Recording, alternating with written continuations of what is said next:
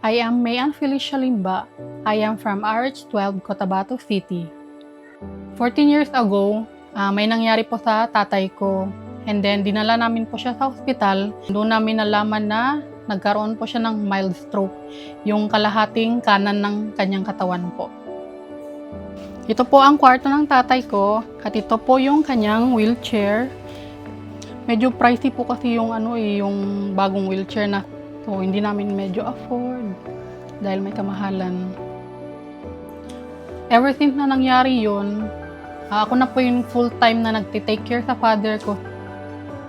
Hindi ko na rin po kayang pagsabayin yung pagtrabaho and then taking care of him. So, I take full responsibility of him na po.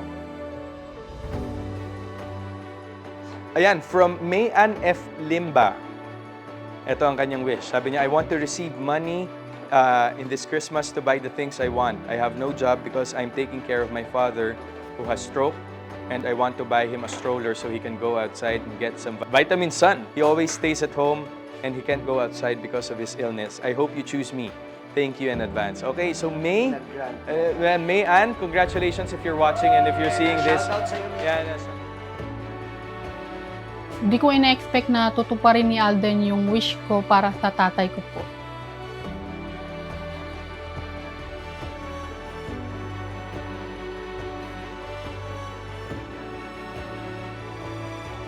Nararamdaman ko na nanalo ang anak ko, sobrang saya po. Parang nakalipad na ako.